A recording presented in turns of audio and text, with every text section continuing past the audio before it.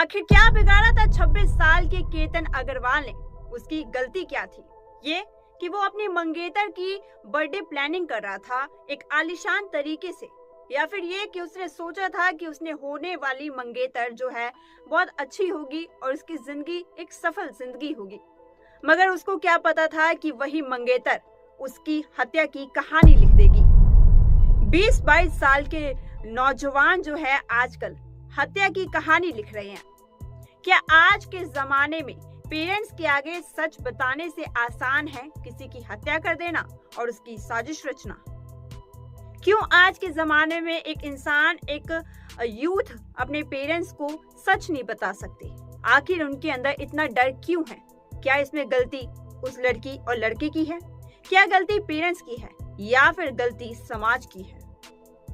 नमस्कार, आप देख रहे हैं एंकर लेंस और आज हम बात करने वाले हैं एक मर्डर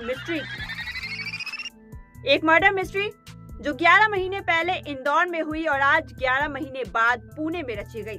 उस समय थी सोनम रघुवंशी, जिसने हनीमून पर अपने पति को मौत के घाट उतार दिया था और आज एक फियांसे ने अपने मंगेतर को मौत के घाट उतार दिया शादी से महज कुछ महीने पहले।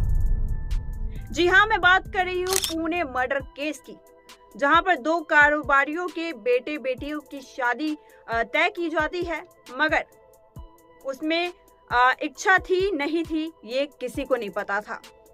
प्रॉपर ड्रामा रचा गया, ये दिखाने की कोशिश की गई कि हादसा हुआ, मगर सच्चाई जब निकली तो उसने पूरे दुनिया को, पूरे भारत को शॉक कर दिया। इतना दुख उन्हें है केतन जी का, आज उससे ज्यादा दुख मुझे है कि एक नहीं दो परिवार डिस्टर्ब हो गए हैं। दोनों परिवारों में केतन जी भी इतने अच्छे थे। अगर किसी का इसमें दोष हो तो उसे सख्त से सख्त सजा होनी चाहिए, चाहे उसमें मेरी बेटी भी हो। अगर मेरी बेटी का दोष निकले तो जहाँ से केतन जी को गिराया गया या जो गिरे हैं वहां से ही उस दोषी को गिराया जाए।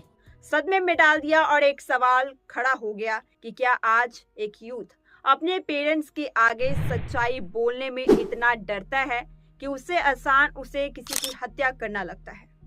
पूरा मामला स्टार्ट होता है फरवरी में, जब केतन और सिया की जो है एंगेजमेंट हो जाती है। वीडियो देखी किसी को भी नहीं लगता कि इसमें कोई भी नाखुश है या किसी की रजामंदी नहीं है।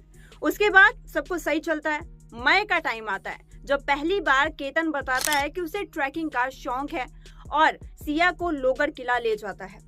वहां पर जाने के बाद शायद सिया के दिमाग में आइडिया आ जाता है कि ये कर सकते हैं कि अगर हम इसको धक्का दे दे तो उसका रास्ता क्लियर हो जाएगा। जिसके बाद वो बार बार लगातार जिद करती। 6 जून को केतन का परिवार जो है बाली जा रहा था सिया के साथ, सिया को लेकर जा रहा था, लेकिन सिया नहीं जाना चाहती थी। सिया ने इस चीज को टालने के लिए क्या किया, अपना जो पासपोर्ट है उसको गुम कर दिया और उसका बाली जाना कैंसिल हो गया। उसके पास कोई चांस नहीं था। उसको पता था कि ये लोग बाली ले जाएंगे और इसकी शादी हो जाएगी। सबसे पहली बार 14 जून को जो किसी भी तरह केतन को लोगर किला ले जाती है, उधर वो पहला अटेम्प्ट ट्राई करती है उसको धक्का देने की, और धक्का दे भी देती है, मगर पेड़ की टाहनी से वो बच जाता है, केतन बच जाता है। जिसके बाद सिया बहाना बनाती है कि वहां पे सांप था, मैंने तुम्हारी जान बचा ली। नाटक तो देखो इसका। इसके बाद 18 तारीख को वो अपने बॉयफ्रेंड को वहां पे बुला लेती है और बॉयफ्रेंड के साथ मिलकर फाइनली धक्का दे देती है और उसकी मौत हो जाती है।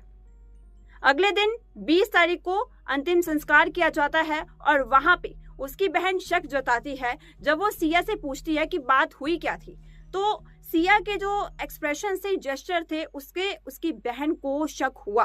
बहन ने पिता को बताया और पिता ने पुलिस को सूचना दी। पुलिस ने कार्रवाई दोबारा से शुरू की और कार्रवाई में सिया का फोन चेक किया गया। जब सिया का फोन चेक किया तो वहां पर सिर्फ एक नंबर हाईलाइट हुआ, जो कि था चेतन चौधरी का, जो कि उसका बॉयफ्रेंड था। पूरा जांच किया गया तो पता चला कि चेतन चौधरी के साथ कम से कम जनवरी से लेके जून तक 2004 बार कॉल्स किए गए हैं, घंटों घंटों बातें की गई हैं। इसके बाद जो है धीरे धीरे चीजें जो है खुलती गई और मामला सामने आता ही गया। जब चेतन की पूरी पड़ताल की गई तो पता चला कि उसके फोन की पड़ताल की गई तो उसमें कुछ नहीं था। उस दिन उसका फोन उसके दुकान पर ही था। जिसके बाद एक स्टाफ द्वारा बताया गया कि उस दिन जनाब जी किसी और का फोन लेके गए थे। जिसके बाद उस फोन की ट्रैकिंग की गई तो उसका लोकेशन लोगर किला में पाया गया। जिसके बाद सब कुछ साफ हो गया। जिसके बाद चेतन और सिया को हिरासत में लिया गया।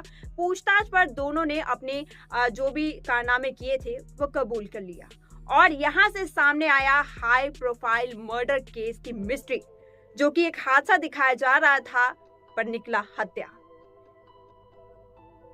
केतन अग्रवाल के पिता का कहना है कि अगर वो किसी और से प्यार करती थी तो वो मुझे एक बार बताती, उसका फोटो दिखाती, वो खुद शादी कैंसिल कर देते, मगर हमारे इकलौते बेटे ने क्या बिगाड़ा था जो उसकी जिंदगी ले गए। भाई आप खुद सोचिए, 20 से 22 साल के लड़का लड़की जो है पूरा मर्डर प्लानिंग करते हैं, कहाँ जा रही है यूथ। मगर आज के जमाने में एक इंसान के पास इतनी हिम्मत नहीं है कि अपने पेरेंट्स को जाके बोल सके कि मैं इससे प्यार नहीं करती हूँ, शादी नहीं करना चाहती। अगर तू नहीं करना चाहती तो तू भाग जाती ना यार। किसी और के बेटे की क्या गलती थी जो उसको मौत के घाट उतार दिया।